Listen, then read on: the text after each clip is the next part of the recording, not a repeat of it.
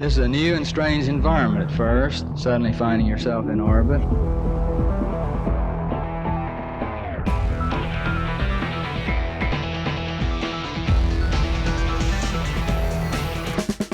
I'm Neville Andrew Mera, and this is Never Normal, a show about breaking free from the boring default plan and living life on your terms instead. Alex, welcome to Never Normal. Hey Neville, thanks for having me. Yeah, my pleasure. Alex, you are a fellow digital nomad as of, has it been about 2 years now, is that right? I'm calculating in my head, I think it's 2 years. The last place you lived before sort of going fully nomadic, I think it was Oakland, right? You were in the Bay Area. Yeah, I was in the Bay Area for almost a decade. It's like, I guess you're a hipster then, because you were probably a year and a half or so ahead of the trend. I mean, since COVID hit and since remote work became an option for many more people, there's been this big sort of, at least from Twitter, like there's this exodus from the valley. People are realizing that I think the quality of life and the cost of living just doesn't make any sense in San Francisco in that area. Was that your experience? Was that sort of what kind of pushed you as well? Or what was the main kind of driver for you to like pick up and move and just go nomadic? Yeah, I understand that driver to get out because of the price, and you don't necessarily have to be there with remote work. It wasn't my driver. My driver was more, I've always wanted to travel and explore the world, and I've always wanted more freedom in my work. And so I finally, after some exposure to digital nomads, after reading some books, after maybe some therapy and counseling, I finally got to a place where I felt confident enough to give it a shot. So really this is the thing that I've wanted to do, and I finally felt comfortable starting to do it. So it really wasn't a financial thing. That's pretty similar for me. Like, yeah, I just wanted to travel. I wasn't so much running away from something back home as running towards all the other interesting places that there are to live. And I still feel torn to this day between like wanting to spend time around friends and family back home and wanting to just, explore new places, be in different places, experience living in, Tokyo or here in Spain or tons of other places around the world. It's like the opportunity cost of settling in any one place just feels so high to me. Yeah, I'm remembering now, I always had this dream to live and work in another country. It was actually a goal I had written down probably like 6 or 7 years ago. And I got the first opportunity actually at a job where I was sent to India to be a liaison for a client there. And so I lived and worked in India for about a year, came back for a couple of weeks every 3 months or so. And so that was the first time I got to do it, which really opened it up. So it really was just about, if I don't start doing this now and I let more time pass, I'm going to be disappointed that I waited. I totally forgot about that. Yeah, you lived in India for a while. So you already, by the time you sort of went nomadic, you'd already had experience, not just traveling out of the US, of course, but actually like living and working and sort of doing that because you were still working for a US company, but you were based in the Indian office. Is that right? That's right. Yeah. Well, the client's office. Yeah. And so I was very lucky to get to explore while being paid to do it. But then you were back in the Bay Area after that and living and working like a normal tech job there before going nomadic. So I'm kind of curious, like how does your lifestyle compare, today being a digital nomad, sort of having the freedom to live and work wherever you want, to what your day-to-day life was like in between, like after you'd come back from India and when you were living in the Bay Area just before you sort of made this change? There's a lot less driving now because I don't have a commute. I don't have a place. I don't have this feeling like I have to be someplace at the night and I have to be someplace in the morning and I have to get from one place to another. My last sort of in-office job was I was living in Oakland, and the job was in a place called Redwood City, which is basically over 2 bridges, depending on how you travel. So you can go over one bridge into San Francisco and then drive down all the 101 traffic, or you can go over the Bay Bridge. Either way, it's a 90-minute commute. It's like 25 miles, but it's a 90-minute commute, and so I'm commuting 3 hours a day when I commute, and that was, and my best energy was gone right by the time I get to the office, to the point that I had, I'll say, negotiations rather than arguments with the higher ups about when I was going to be in the office. So I actually negotiated, I think, 2 days at home, 2 days working from home, and then I would say, I'll be in by this time, and I'm gonna leave for sure by like 2:30 in the afternoon. So I started, and I came in with, again, this is practice. I came in with some practice and some mindset around what my lifestyle is going to be. And so I was already pushing for the lifestyle that I wanted by saying, well, I can certainly come to the office some of the time, but I will not do it all of the time. Yeah, and I guess I lied a little bit. I said a few minutes ago that I wasn't running away from anything, but I will say, yeah, absolutely. Commuting and just that daily grind of like, I mean, it's like a meme at this point of like, escape the 9 to 5, or a cliche rather. That was definitely non-negotiable for me at some point in my life. I just decided like, I'm not doing this anymore. And I had actually, for me, it was sort of a phased approach, right? Like and it sounds like for you also, at least for a few days a week, like I had stopped working in an office. I'd already left a traditional job and was working, for myself and mostly from like a home office for years before I actually went nomadic. And the reason I'm kind of asking all of this and where I want to go with this is, for me, for the longest time, I've advised other people who want to take this path, who want to become digital nomads or just start businesses and do things, kind of like that. As far as like the nomadic side goes, the sticking point for most people has been, how do you make money? Right? Like there's so many blog posts and books and online courses and everything else out there that deal with, what kind of insurance should you have, or do you need travel insurance? And, how do you find places to stay, and what brand of backpack should you buy? And here's how many ounces it should be. And buy this merino wool sweater and these ultralight pants, and you only need 3 pairs of underwear. Like there's so much of that stuff. And it's useful. I mean, I read plenty of those packing lists. I did a month searching for the perfect backpack. I think I found it, but so I'm on the Reddit forum for backpacks for one bag, and yeah, I did a month of research on backpacks alone. And so maybe it's just that sort of internet filter bubble effect where, like, because I'm in that community, I see so much of that stuff, and I feel like there's just a ton of it out there in terms of, packing lists and recommendations and a lot of affiliate marketing for various, products and again, like insurance and things like that. For most people that I've met, that's not what holds them back. What holds them back is they have a job or they need an income, and they just don't know how to translate that from, hey, I'm stuck in the office, to, I have a way of making money and enough money to live on that allows me to be free and to travel and all of that. And so for years and years, that's been the sticking point. And some of us, fortunately, have been able to figure that out for ourselves. But a lot of people, from what I hear anyway, talking to them, are sort of aspirational. Like they would like to live this way, but they can't crack that piece of it.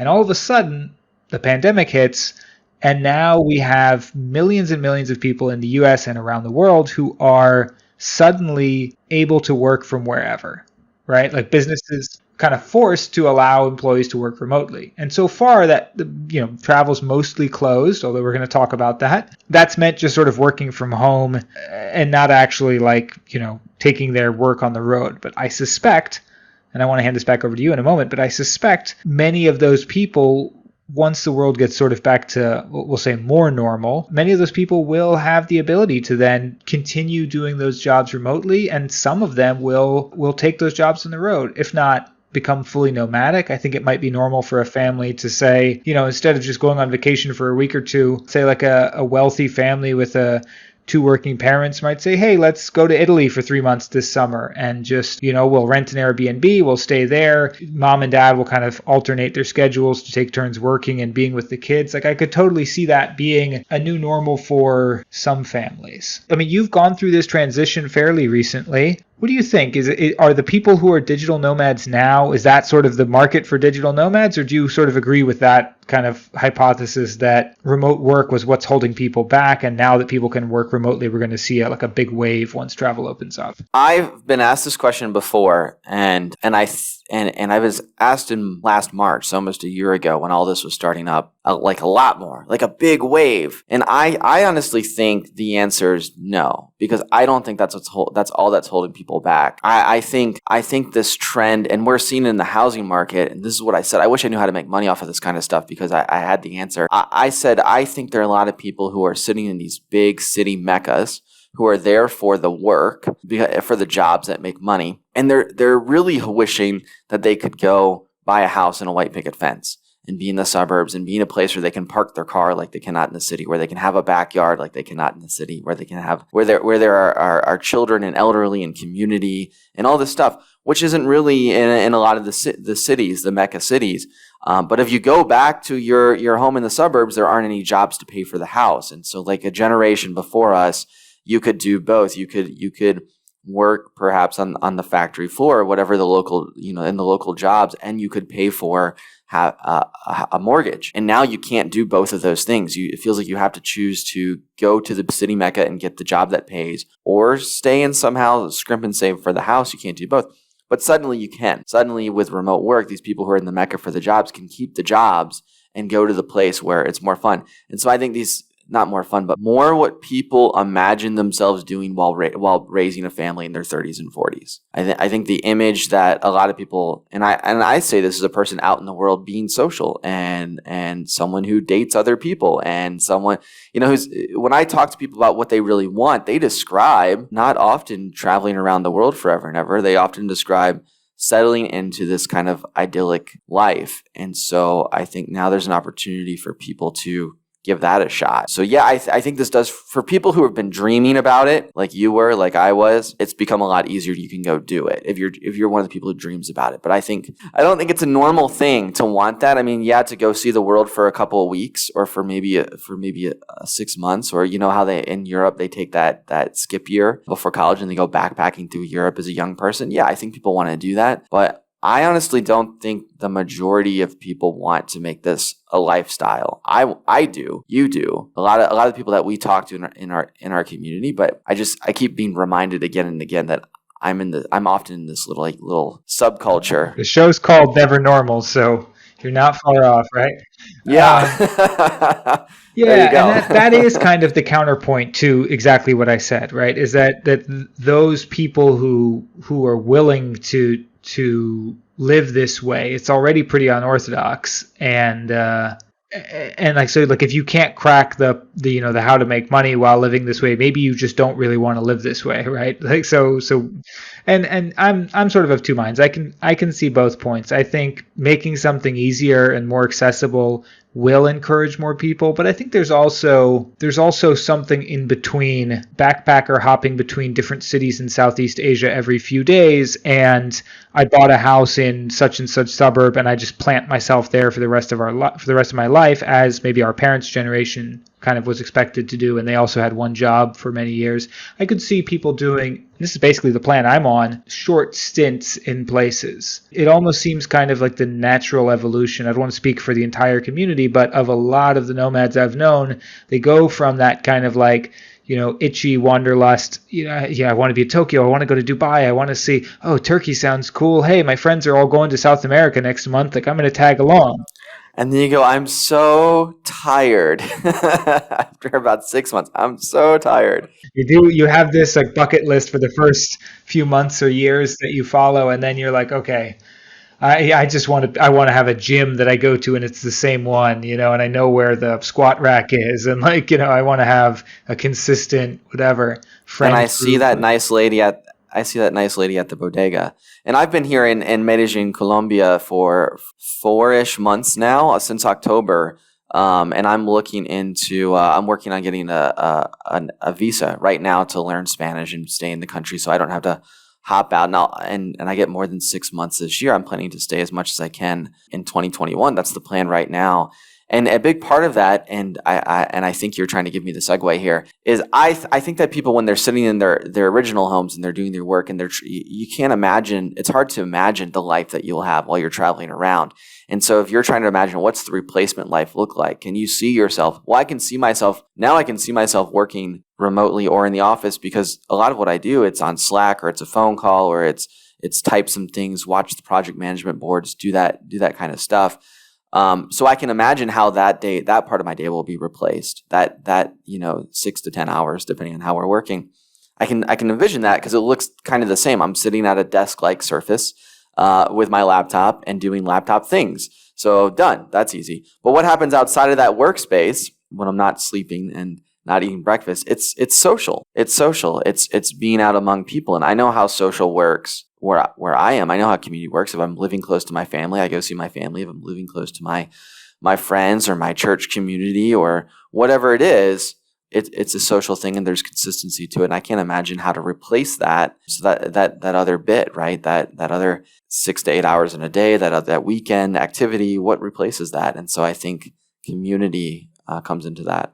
Yeah, I do want to dig into that because I mentioned, finding work or finding a way to make money as the most common concern.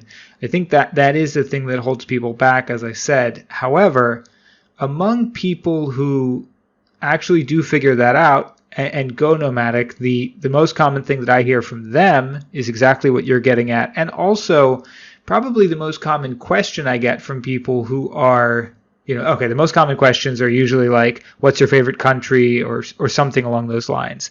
But digging a little bit deeper, the thing that comes up often is, how do you make friends, or don't you get lonely, or something like that. Especially before now, I'm married, we have a baby, like it's pretty obvious, who I'm hanging out with and what I'm doing.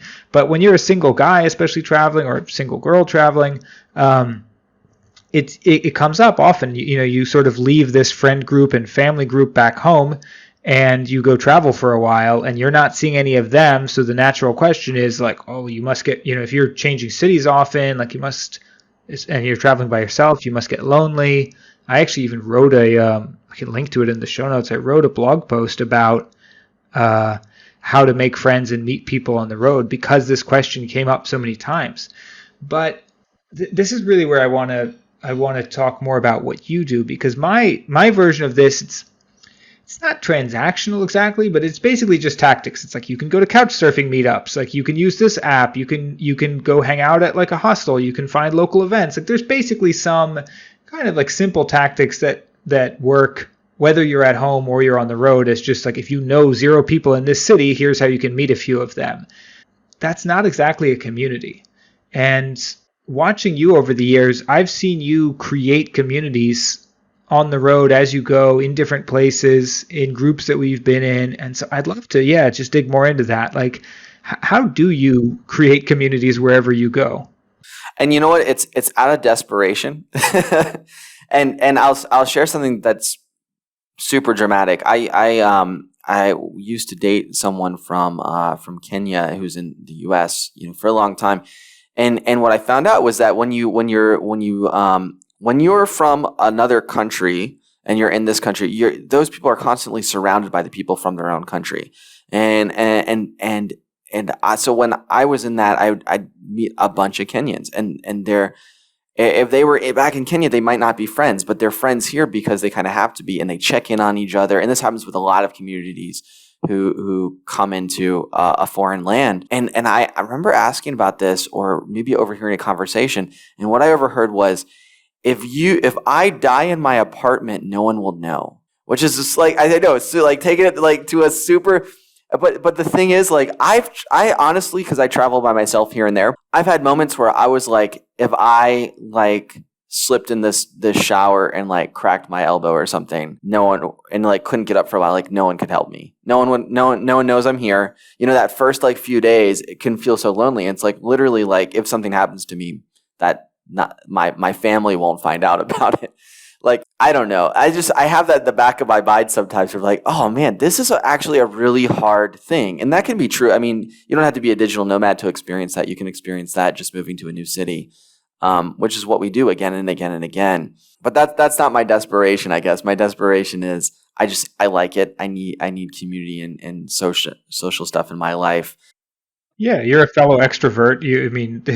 It's having some time alone with your thoughts or just quiet time to work is useful. But I think, you finish 6 to 10 hours at a desk-like surface, as you said, and who wants? That's my favorite punk band, by the way, desk-like surface. And you 2006 LP was finish dope. your 6 to 10 hours. and you're ready for some like social interaction. Yeah. Right. And when you're back home, you most people have what I would call like low effort friends. And that's not a judgment on the friends. It's a judgment on sort of like the friendships. And it's like basically you don't have to think much. You can just pick up your phone and like text someone and be like, hey, what are you guys up to? Or what are you up to? And without really spending much effort, you can just have plans. Yeah. And when we travel, when you're in a new city, that goes away. There is no just kind of like send a one-line text and have plans for the evening. Yeah. Well, I'll share a couple of things. I think that's right. This December through January, I opened up a house. I rented out a boutique hotel, I think 8 rooms. We had 12 people all together come and stay with me for a month. So we got together at the beginning of December, hung out through Christmas, through the New Year's. We just had a great time, arranged dinners. I set up local tours. We had a chef come in. We had an opening ceremony. We had a closing ceremony. We participated in a beautiful December tradition. December 7th is the night of the velas, of the candles. And so families and communities in Colombia get together. I believe I don't understand everything about it, but it involves an honoring of the Virgin Mary and the Catholic religion. And we light candles and just get together. And so we had that ceremony together. So it was the people in the house as well as a handful of friends. We probably had 17, 18 people on the rooftop. One of the people I met this time last year in Thailand, we've now hung out together. She's, I feel like, almost followed me into 4 countries now. I went to Mexico immediately after, and she said, "You're in Mexico? Okay, you find a place, you find an apartment building that has my own room, and I'm going to be there." And so we've met in U.S. and Thailand. Omar, who I believe you know, who I've spent more time with outside of the U.S. than in the U.S., even though he lives in L.A. and I live in San Francisco, or I've lived in that area. He's in the apartment, just went for a workout. So these are the opportunities. Yeah, I've had a few of these kind of travel friends, right? Fellow nomads and other people who are just like more free than the average person, who you can send a text to and be like, hey, I'm in country X. And they're like, cool, I'll see you there. But that's not most people, and I get the sense that those are not the only people that you're hanging out with. I mean, you mentioned like, something like a dozen or 2 people who joined you. So this was in the house that you had the opening and closing ceremony. I didn't know about. That's great. So you had this house that was actually a hotel, and so you rented out an entire hotel. And this was in Medellin in Colombia, where you are now, right? Mm-hmm. So how do you even begin? Because I mean, this sounds like, first of all, a huge amount of organization and hassle. Like, how do you even start something like that? Yeah, you really work your way up to it. I mean, it's something it'd been on my mind to do for maybe 6 months or so most of the year. But I'm trying to think this through because I have a couple of thoughts. One is I was introduced to the idea of co-living, like the term co-living, through the co-living community and podcast through I'm drawing a blank on her name right now. I met her at the Nomad Summit in Vegas. I think it's Christine, and she runs kindred.io. So like that was cool. And so I looked into setting up a co-living house, but that never quite worked out the way I thought I'd like it to. And then Neville, you and I are joined through what I like to call a better man's club, where we got together for conferences every quarter, and they'd often be in this very expensive, fancy hotel. And I never wanted to spend that much money on the very fancy, expensive hotel. And I would arrange an Airbnb with more rooms and invite other people to join me there, the other people who don't want to be in the hotel. And often I'd find that we had more fun together because we're in a shared like house, running through the kitchen, trying to figure out the bathroom situation, walking out to breakfast together. In California, I was trying to think of the exact neighborhood. We'd jump into the ocean together. So I've got these little tiny bits of practice of arranging of housing for people, events for people, just bringing people together, dinners, things like that. So it starts, I think, with a bunch of like little pieces of practice over the years that build up to a place where I felt confident enough that, hey, I can facilitate this. It was a lot of work, and I learned a lot, and I'm definitely able to outsource a lot of it for the next time. But I'm inspired to try to do it maybe once a year. I'm not inspired to do it all year long, but maybe like once a year I'll do that again.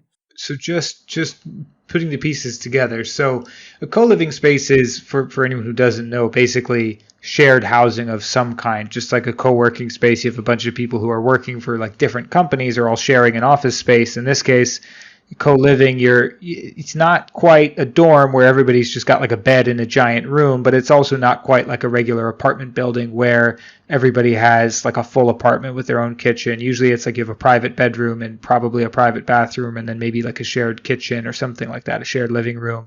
And these spaces exist now more or less all over the world. There's probably a co-living space that's popped up in just about every city, but usually they're like a business run by someone else. And so what you did was organize effectively like a pop-up co-living. So it was a space that you organized that only existed for whatever it was, those 2 months, and everyone there was someone. I'm writing down pop-up co-living.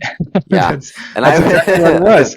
So you had a pop-up co-living space. And I would say it's like roommates with intention. And so when you say intention, was there something that you select for in those people? I mean, like not assholes seems like the basic filter, right? Like not going to stiff me on the bill seems like another one. But beyond that, do you have like a sort of selection process that you use, or how do you attract the right people to a space like this? There's already a filter because these are people that I know. So I think there is. So we got 8 rooms. 6 of them are filled by people that I know.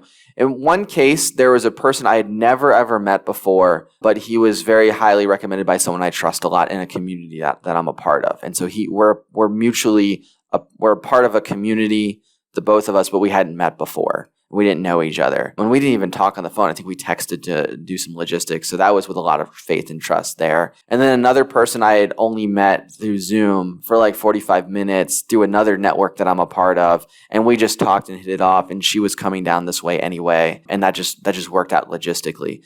But everyone else I'd met, I was friends with, close with, and I felt would blend in with the rest of the group. So there was a little bit of curation there for sure. And that's one thing that over the past couple of years I've been complimented on. I've been called a curator of people. And again, that comes through a little bit of practice. I think I called you a curator of people. You certainly are. I'm just trying to think about this from the perspective of, you have a pretty big network already. You've been traveling for a while. You've met a ton of people. If I look at like your WhatsApp or something like that, I'm guessing that there's chats in there with people from like all over the world who are kind of like, hey, let's go to this country, let's go to that country. And so whenever one of those things works out, you've almost got like a waiting list of people to meet up with.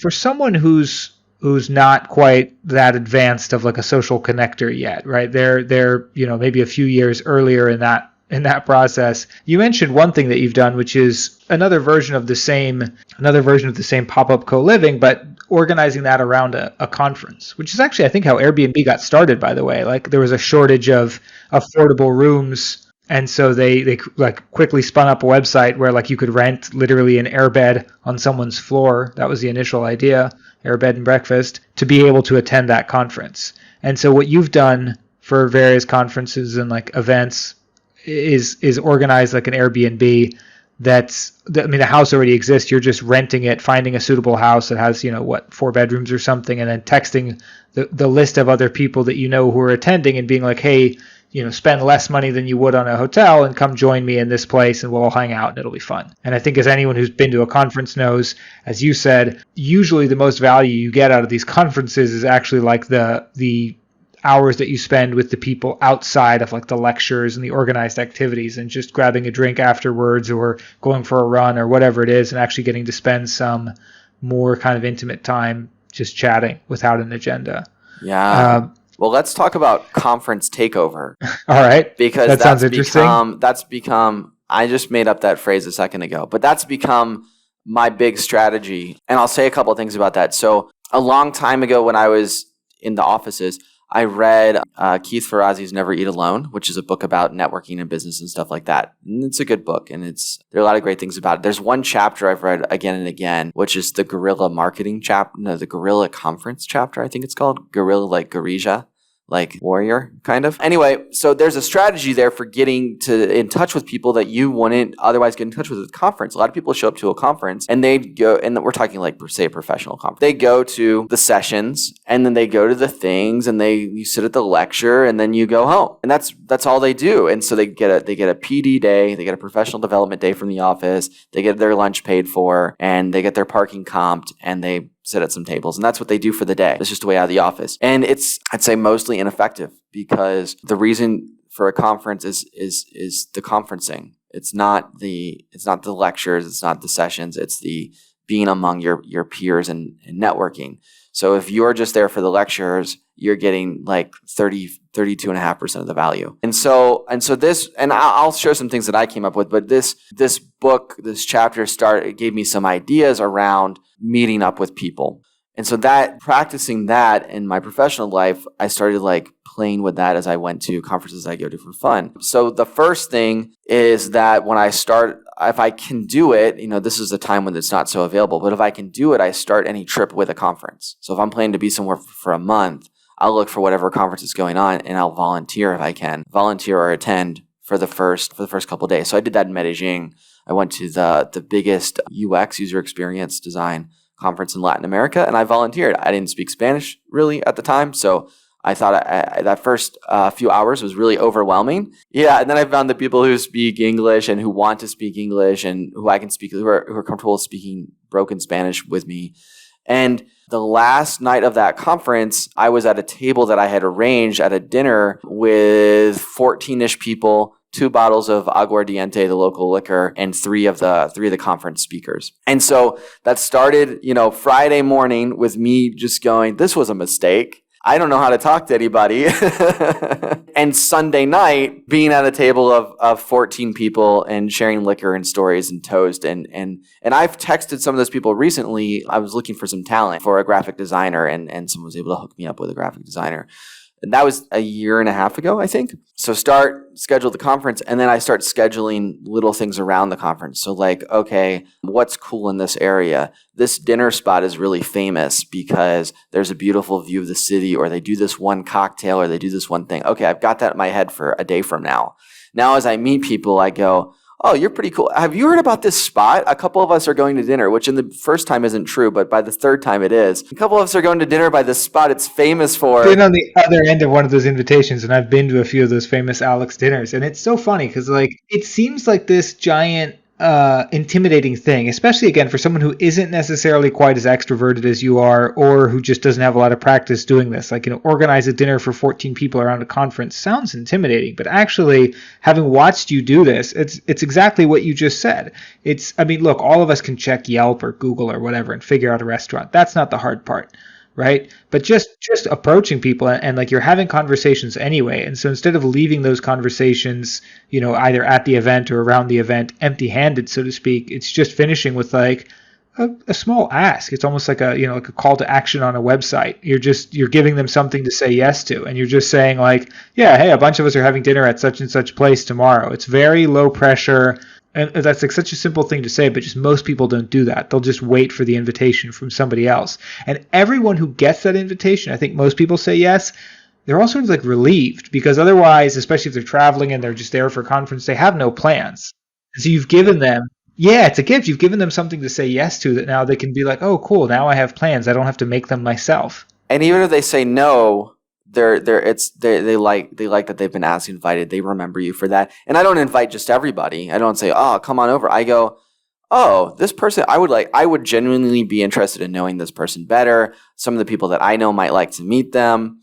So that comes up. And it's also, it doesn't get to 14 because I got 14 people to say yes. It gets to 14 because 6 people said yes, and a handful of them invited friends. Oh, invited somebody else. The chained it. So either they said, great, I'm here with my friend. Can I bring my friend? Of course you can. Or they use it and they say, hey, we're going to dinner with this guy who set up this thing. I bet you can come along. Do you want to come along? And so when I show up to the table, I recognize 6 of the people. I recognize half the crew. The other half are chained in there somehow. So, yep. By the way, there's a trick for this. High school party where you invite 5 people and 300 show up. Yeah, there's a trick for this. When you call the restaurant, you ask for a table for 8. This is my trick. It's usually 8 because I assume that somewhere between 6 and 12 people are going to show up. So 8 is an easy number to go down to and go up to. And if it goes up to 14, then they just throw another table over there. But that's the trick. You pick a number. And 8 is a perfect number. Make your goal 10. If it drops down to 8, that's cool. If it drops down to 6, that's cool too.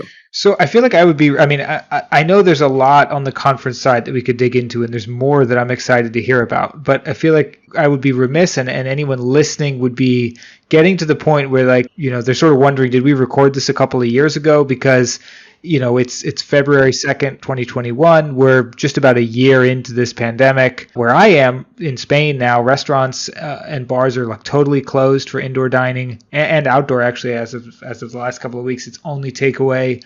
Other places are more open, but certainly like big conferences and things like that aren't happening as much these days, or at all. I mean, you mentioned one in Medellin, but I guess that was pre-pandemic. You still are traveling. Well, I'll interrupt my questions and point out the fact that you still are traveling throughout the pandemic. I mean, you've been in Mexico, you're in Colombia now. How's that going? Let's just talk about that for a little bit, because that's pretty remarkable. So I want to say, first of all, I don't want to get sick, and I think it's a real thing that people get sick because the pandemic, that means that there's an illness, a virus, and people can get it and they get hurt by it. And some people in really big ways and permanent ways. And so I want to say for me, that's a real thing. And so I have precautions around that. So I spend time with people, but I try to keep that to a pretty small group of people where things are starting to open up and more stuff is allowed. And I'm seeing large groups of people, especially foreigners and travelers, who are lucky to have the freedom and the money to be able to, and ability of communicate, to get big groups together. I don't think it's a great idea. And so when I witness that happening, I keep my distance because I'm just not personally comfortable with it. So that's one thing. One thing I feel like I've learned during this time too is that I'm valuing small groups more. And I'm valuing the intimate connection of small groups. I've been a person who just like talk to this person for 30 seconds and this person for 65 seconds and then I have no deep connections. I just have these really superficial connections.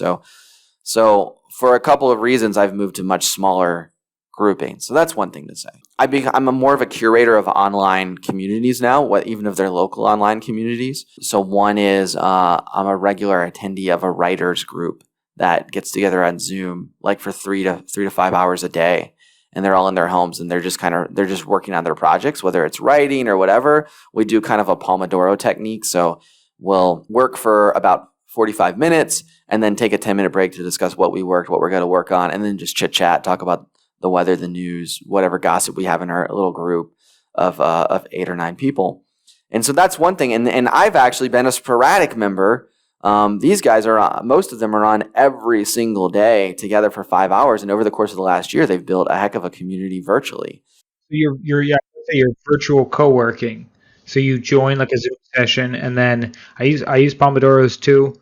I think it's a great way. I mean, we're getting into productivity here, but why not? But I think that's a really great way to stay on track, and especially to deal with the sort of monotony of like if you're working from home and you're just sort of in that same space all day and everything sort of kind of blends together into this gray mush of like it's sort of work, it's sort of I'm not really working hard enough. Like I'm getting notifications from Facebook, there's laundry in the background. It's very easy when you work from home to sort of end up in that like horrible middle zone of like you don't really feel like you're free and you're done for the day, but you also don't feel like you're getting much done. And Pomodoros are one great solution to that. It's exactly what you said. It's a set period of time working, so it can be 25 minutes, it can be 45 minutes. You can find what works for you, but you set a timer, and you can find free ones online that'll do that in your browser, or you can use the one on your phone, and you work for whether it's 25 or 45 minutes straight on one specific task. I think is really the main idea, that it's like a focused block of time on something from your to-do list for that day, and then you take a few minutes off. I think the usual is 5. You mentioned 10 minutes. So you could do that just by yourself, right? You can just set a timer on your phone and work that way, but you're doing this in a group. We do it with friends, and so we can do it online, and then I do it in my home and other people's homes as well. And so that's a way to keep the pod kind of small. And so that's the thing is, one, I show up and I have friends already in these cities because, I mean, we've talked about this, Neville, but in my opinion, they're like, 25, 30 nomad cities. So after you've been doing this for about a year and you've been a little bit social and you've gone on the tours, you just have people in your WhatsApp group and you say, I'm in the city, and somebody says, me too, or my friend is. So you meet people, you get connected in that way. And then once that happens, or you get on the Facebook groups, or you start your own WhatsApp group, or you whatever, then you might invite people to co-work at your house. And so that was a big part. That's what I do now. And that was a big part of my time in Mexico. That was probably my lifesaver in Mexico at the beginning of the pandemic. We had a pod of about 5 or 6 of us, And every morning, most mornings, 4 or 5 people show up to my house. We do a YouTube workout. We like Bloglottis with Cassie and yoga with Adrian and burpees challenges and all that stuff. And we work out for like 30 minutes. And then we make breakfast together and we chit chat, and then we pull out our laptops and get to work, and we break for lunch. And it's a little different than office because we're hanging out on balconies and couches, but it's the same thing. One thing I'll say, another trick I learned for that. So and these are things I've been doing again pre-pandemic because I was traveling around. I didn't have an office. I didn't have these like natural institutions that people connect in. I miss the thing I miss about being in office is like running into people in the hallway and taking a walk to the coffee. And so one trick is that part. Yeah, that's what comes up, and it sounds like that's what you're recreating, right? It's just those. It's not necessarily like we have tools and ways for like, hey, we need to meet about this topic. We can screen share and have like a Google Doc open and use Zoom or whatever. Like the technology is there to facilitate like the actual work. It's that serendipity and just the kind of keeping up company culture and just chit chatting with someone that you don't have some active project with, but they just happen to work down the hall from you, and you bump into each other and ask, how their kids are doing or whatever. But sorry, you were saying. And that's it. Well, I'll pick up that word before I say the trick, and that's the serendipity. I often talk about creating serendipity or making opportunity for serendipity to occur. So serendipity is this. It's a nice thing that happens at the right time in the right way, but for that to happen, I used to say you have to leave your house, but you have to leave your bubble or whatever. You have to get out of that. That's how serendipity happens. That's how cool magic coincidence happens. So a trick for co-working, because I've done co-working days a lot, is to all agree on some stopping points. Because what happens, you're like, I guess I could go for a sandwich. Oh, I've got this meeting. So if you go through the day like that, then no one knows when you get to have the social time, because the whole point is to kind of be with other people, right? So it helps to pre-plan. Yeah, that's totally true. I work in co-working spaces and just sit there, pre-pandemic, and just do my work and always feel like, well, I'm here to work. So I work, and I just work next to other people and have zero social time with them. And I'm like, well, that was pointless. I had to listen to someone chewing while I was working. I could have just done that at home without the chewing. So pre-planning the breaks and saying, oh, I've got space to take I got about 45 minutes here. I could take some lunch, or we could order something and take a walk around, even like 5 minutes, take a walk around the block, go outside, literally walk down to the end of the street and walk back again. But pre-plan when those breaks are. That's how you start to make that connection. You're saying what we need are co-working spaces that have that big like factory train whistle that tells everyone when it's time for lunch. Like from the Flintstones. You know what? Those things existed for a reason, and I don't think we should discount them. Yeah. That it's. I say it jokingly, but I really think there is something to that, because again, it's like, so much of the conversation around social media and technology more generally is like, it's that we're in that era of abundance. And we're like the goldfish that you just kind of keep feeding it, and you just keep sprinkling the food, and it'll just keep eating the food. And it's like, for us, that's the endless stream of emails, notifications, and work that could be done. Like there's just no upper limit to like tweaking the SEO on your website or some other nonsense like that, which has value. But if you just never kind of give yourself a break or whatever, meet people, you just end up like this, isolated person sitting there at a screen, hunched over a keyboard, desk-like surface for the rest of your life. And it's really tough right now. I'm thinking as I listen about this time when people are, I guess, afraid to interact. I think there's just this balance, and I don't know what to do to help with that. And that's one thing where it's like one thing that I've gone to visit some family during this time, a couple of times actually. And one thing that I did was beforehand had a long and maybe a broken up into pieces, long conversation over a few days or a week or two about what the boundaries are and what the limitations are for other people and what they're comfortable with. And for myself, I need to know mine as well. Mine are a little more open than some others. I'm willing to go to a patio restaurant, but I'm not willing to sit inside, for example. But I go in and checking with the people that I'm wanting to connect with, and just before I meet with them in person, really going, what are your limitations here? What are your boundaries? What's going to make you uncomfortable? Can I do it? Can I do it? And so I went to visit family, and beforehand we had about a 2 weeks conversation where I was like, I really need you to tell me, and they probably didn't even know yet for themselves because they hadn't articulated. I really need you to tell me your limitations and your boundaries, and I need to hear them, and I need to speak them back to you, and have me feel that I understand them, and you feel that I understand them. and then decide if I can, and then decide for myself if I can go hang out, if I can meet those boundaries, if they can meet my boundaries, and then decide. Because if I can't do it, then there's no connection. There's just a lot of worry and anxiety. So I'd rather not hang out. I'd rather do it over Zoom if we're going to be on top of each other. Well, so let's go there then, because I wouldn't presume to kind of tell people, what's safe and what's not. And obviously in different countries, the situation is pretty different, but everybody has, again, we're a year into this now. Everybody sort of developed their kind of comfort level for what types of interactions they're willing to have. And for a lot of people, that's basically zero kind of physical in-person interaction with anyone who's outside their immediate household. But within that, within this world where we're all on Zoom, we're all on, FaceTime, whatever, we're interacting, especially within businesses. I'm curious, because this question comes up over and over again, and that is, in this world that we're in, where it's like, okay, great, everybody can remote work, hopefully eventually we can all travel again, we can all have more freedom, but in the meantime, how do you create communities or a sense of a community spirit, let's call it, within like a team environment? Because I know this is part of the work that you do with your clients, right? So if we're all just on FaceTime or we're all working from home, everybody's remote, there is no office. How do you keep that sense of togetherness, that we are all part of some organization or team, or that we even know each other beyond just like, who committed the code today, or who updated the website, or last edited the document? Yeah, even before this time, I remember being in a debate with a CEO who was saying, well, you got to be in the office. You can't work remote because we want to have a culture here. We want to have a culture. And my response to that is, a CEO is supposed to be a visionary. And if you can envision what it might be like to have a culture and build a culture in a different kind of circumstance, then you may not be the best person to be a CEO.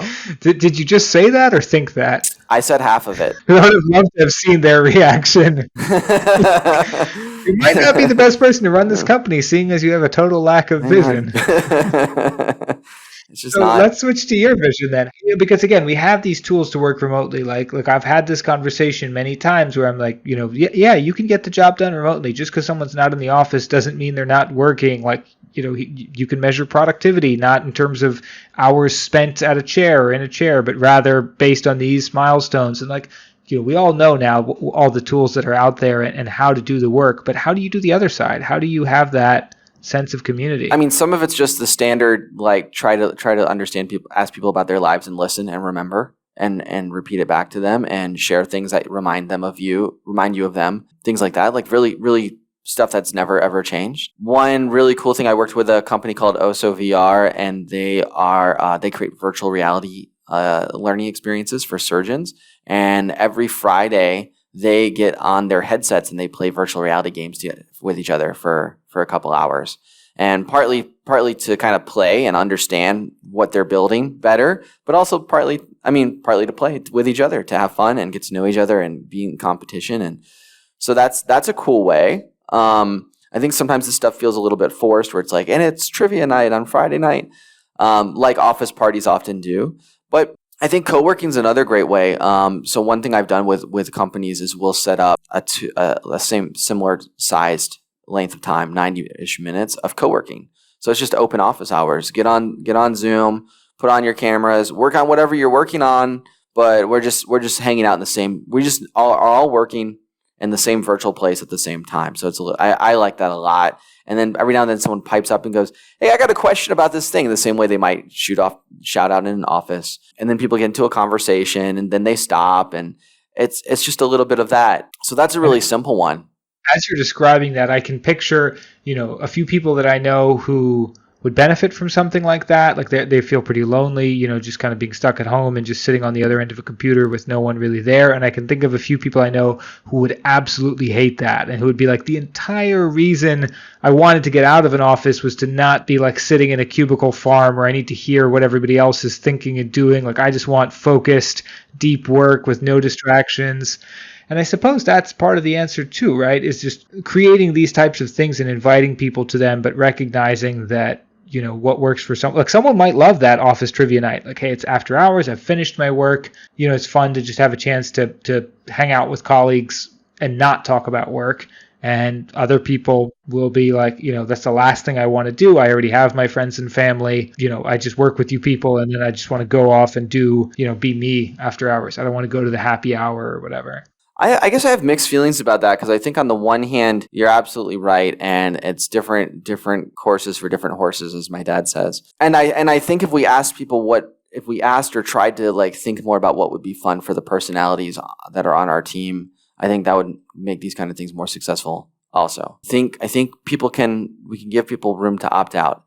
I also feel that there's a certain amount of social awareness and cohesion and participation that matters and counts. And so this isn't about necessarily remote working, but I remember in the past, a very good friend of mine who's a developer, we're in a big company, and the CEO of the big giant company who lives and works in another city was coming to do sort of an all hands and say, and I've never, in the 3 years I'd been there, I hadn't seen this person ever come over. And he's opening up the questions and doing these things. And so we all gathered, the department, the 60 or 70 of us in the department gather up in a room to listen and share and ask questions. And I see my buddy as we're going in, he's just sitting at his desk continuing to work. And I say, hey man, where do you want to come to the thing? He's like, no, I don't see why I need to do that. I don't really care. I just want to do my work, blah, blah, blah. And I said, there's more to it than just that, right? There's a certain element of A, you might want to know what's going on around here. B, you might want people to think that you want to know what's going on around here. Like, there's a bit of like the signaling value of attending meetings. Yep. I suppose, and I understand that, because I hear people signaling this and signaling. There's a bit of signaling for sure, but there's also like, what are you here for? What are you on this team for? What are you in this organization for? If it's not to participate on some level in the mission that we're on.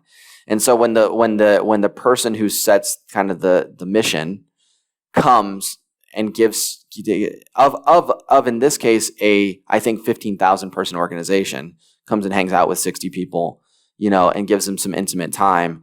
And for whatever you feel about that, like politicking and I got boot kissing and whatever people say, there's still a little bit of if you're not here for this, what are you here for?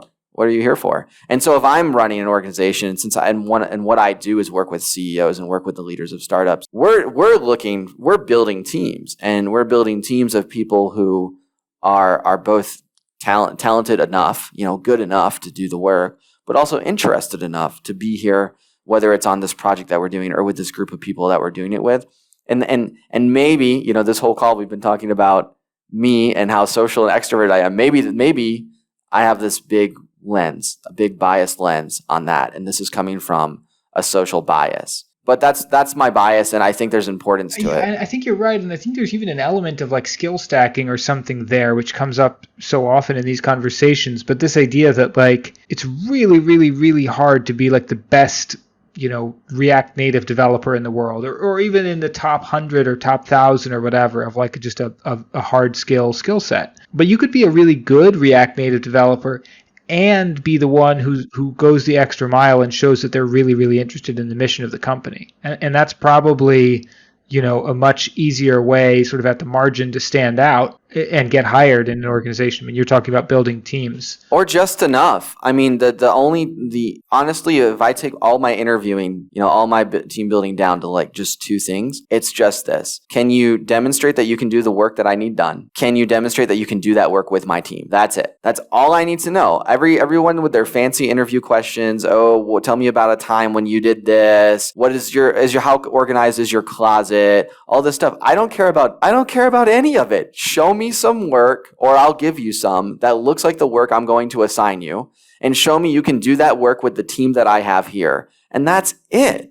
And so that's the thing. Like you got to be good enough, just good enough. You don't have to be. I don't even need my teammates to be awesome or astoundingly passionate. I need them to be good enough at what they're doing and interested enough in what we want to get done, and that's it. But I got to see it. And we're talking a lot about. We kind of switched into sort of a business context here. We're talking a lot about, existing teams, bringing people into a team, but like within an organization. And we kind of mentioned earlier this idea that like conferences are on hold right now. And conferences are also, probably the best way that I know of to create that serendipity, to get to know people, again, in sort of a businessy context, just to increase your network. It sounds cheesy, but like, any of those kinds of things, like basically. And it doesn't have to be. I mean, that's the thing is that comes up in the resistance is it doesn't have to be cheesy. It could be, I like these people and I like the things that they do, and I want to do more things like that with these people. Where I'm going with this idea is that, there's, as we've been saying, there's these various tools out there to keep doing the work that you were doing in an office. And then there's these other tools out there or techniques or just philosophy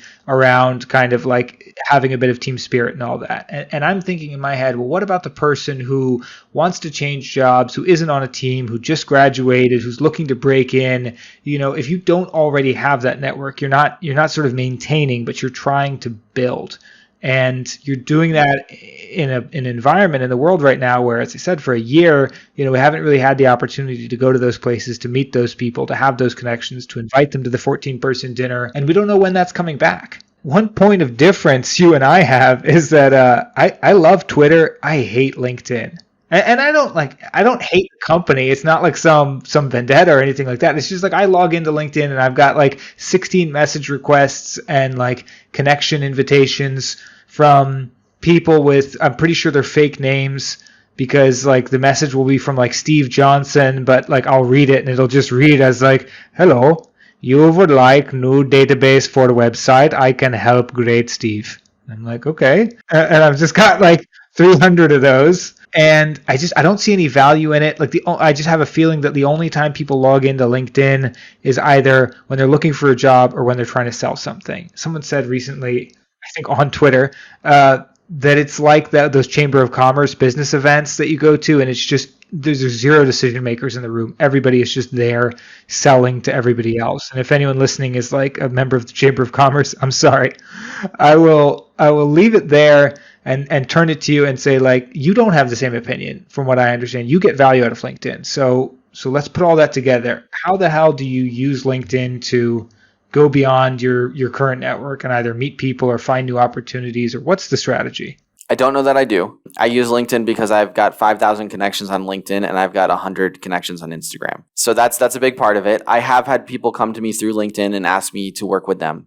That's happened twice, which is not a lot, but it's happened. Often when I'm talking with people... that's a lot more than the usual nonsense that I get. And I've had a handful of really interesting conversations that have led to me making an introduction to someone else, or led to someone making an introduction for me. And every time I talk to somebody in my industry about work, they want to see my LinkedIn profile. And so a lot of my LinkedIn activity is to just show up. It's a place where I show up. And that's really, it's just the one I chose. I don't have necessarily a big preference for it. That said, I'd like to answer a different question that you asked that's related, which is, how do you do this if you don't have anything? Any network? And right now in this virtual remote world, I stepped into a new network. I signed up for a course. It's really, in my mind, an expensive course. It's a kind of course where I call it an investment. That's how expensive it is. It's not $100, a few thousand, but it's online. There's certainly there's online modules, but I don't pay a few $1,000s for online modules because I have YouTube and all these other things. So there's coaching and there's a community and there's stuff. There's all the things that I like. And so much like in Conference Takeover, I'm coming in and I'm in the course because I want to learn the things, business practices and sales and things like that. I'm there because I want to learn the things and get better at it. And I'm interested in the owner of the course. I'm having like bing bing sounds. But then while I'm doing it with the other students, I'm interacting with them. And I'm noticing initiatives that we have together. So for example, I'm on LinkedIn a lot and there's like 100 person LinkedIn challenge, 100 days of posting LinkedIn challenge. And I said, okay, I'm going to make a group for that within this group. So I've got a LinkedIn group with all these folks who are on this challenge so we can support each other. And through that, I've met three or so, there will probably be 50 people in the group. 2 or 3 of them are working with the same kind of clients that I work with. So we've had some Zoom calls and we just talk and make friends and talk about how we might be able to help each other out and get to know each other. And then now I know some things about them. So I send them articles or I ask them questions about their life because I care, not necessarily to get ahead or to get something out of them, because I'm curious about their lives. And in about 20 minutes, I've got a mini mastermind with 4 of them. And so looking through the whole crowd, I reached out to 1, 2, 3, 4, 5, 6 and had half an hour, Zoom calls just to get to know each other. And then I said, you seem to care about growing in this thing. I care about growing in this thing. I want to be really intentional. You want to be intentional. Do you want to do it with me? And they say, yeah. Sometimes they say no, but they say yeah. And then a couple more people do, or they invite somebody. And now I've got a 5-person mastermind. And it's the dinner technique just done online, right? It's the same thing. Yeah, I'm just sitting here smiling like an idiot, grinning away, because it's I'm hearing it and I'm like, this is exactly it. You just like search replaced like come to dinner with like join my private LinkedIn group or something like that. And instead of a conference, and it's based on an anchor. Yeah, and instead of a conference, it's an online course. And aside from just being an opportunity to meet people, one of the similarities that maybe this is obvious, but I really feel the need to point it out, is that they're sort of doing the filtering work for you. In some of the groups that you and I have belonged to, there's a high bar for entry. I don't know why they let us knuckleheads in. And when you pay a few $1,000s for an online course, it's not about the wealth of the people, but it's about the commitment. Like anyone who's willing to pay that amount of money has already spent some time thinking about this, and you use the word intentional. I think that's a perfect way to describe it, right? So they're more serious than average, let's say. And so you've already, by starting there, not only are you getting a chance to meet people, but someone else has already filtered the group down for you to people who are serious about something. And then you're doing another level of that and saying to them, you're having those Zoom calls, and you're also, using your dinner script, but replaced with join me on this network or in this, co-working or in this LinkedIn challenge or whatever you're offering. And if they're willing to say yes to that, right, they've sort of stepped up once again. And so the people that you're ending up with, I think, are probably, there's a much higher kind of caliber there than just, if you just start spamming people with random requests. That's it. And it's an anchor event. And it has an intention and that commitment and all of that. And I want to add that, I jokingly call it conference takeover, but I'm also really conscious because I do become, especially with smaller groups, I do become seen really quickly. So in the Colombian conference, there are 10,000 people in a building. So there, if I'm gathering up 14 or 15 people or whatever, it's not really noticed. It doesn't feel threatening. I feel like in one conference series I've been at, I think there's a conference organizer who felt a little threatened by it. Though I don't have my own product to sell, or I'm just making friends. But in this one, the course owner, the people running the thing, they seem just very pleased. They're like, great. And the one that we're in, everyone seemed pleased. Anytime people are coordinated and having fun and enjoying the cross pollination of the group. If someone's doing that, you usually have to. If you're organizing this, you might not even think to pay someone for this. But if you did, you would pay somebody to do this kind of like network building within your own network. And so I'm inclusive and respectful and promoting of the original organizers, and I say, how great is this thing that these people put together? Wow! And if I ever feel like I'm in a place where I might step on toes, I will step out and ask and say, hey, is this? I want to organize this extra thing within what you have, not take away from, not outside of, but within this thing that you have. I'd like to create. To bring people together in this sort of way, and generally people are thrilled by it. But I think it's important. I like to give honoring and gratitude to the things that I appreciate. Yeah, I think that is important. I'm glad you pointed that out, because otherwise someone might get the impression that what we're saying here is like, show up at a conference and sell your Cutco knives or whatever, and that's not it at all. It's I guess just knowing you and having been on the other end of this, I sort of just already assumed that, but that you're doing it differently, and from what I've seen, what you're doing is not selling anything. It's not self-serving. You're showing up and saying, like, it's to that lonely person sitting by themselves at the conference, hey, I'm going to take an interest in you. Obviously, you're not saying that, but that's what you're doing, talking to them, being genuinely interested, and then, if it's a good conversation, inviting them to join some other kind of in-group, right? If, like I said earlier, it feels nice to be invited. And then, whether it's a dinner or whatever, it's basically just connecting more of those people together and saying, hey, I was just talking to Steve over here. He's building this thing, and it sounds a lot like something you guys are working on. Maybe you could work together, or maybe you want to know each other, or just making those connections with no ask, basically, other than just, would you like to join us? It's the thing I would want people to do for me. I wish I could be a part of something cool.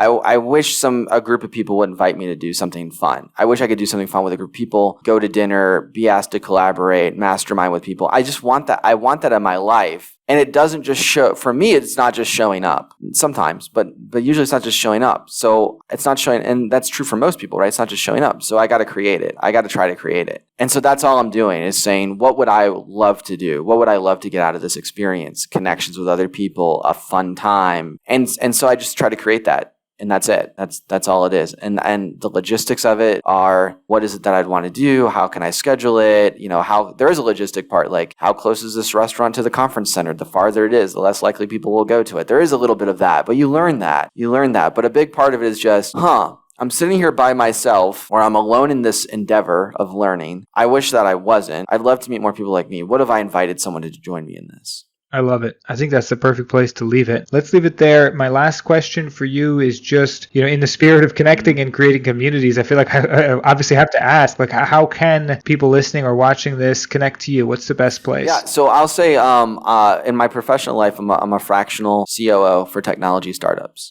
You know how when companies, they grow too quickly, things start to fall apart. I make sure the right people and systems and routines are in place that they don't fall apart, and I support the CEOs of technology startups in that effort. So most of my work is on LinkedIn because most of my people are on LinkedIn. So that's linkedin.com/in/Alex Salinsky. I'd be happy to connect there. And I've got, if someone were to send me a message and say, let's talk, I'm usually open to talk. So that's how to connect. Awesome. I'll make sure we link to that in the show notes as well. Alex, it's been a pleasure. Thank you for sharing so much of your knowledge and wisdom of creating communities all over the world, wherever you go.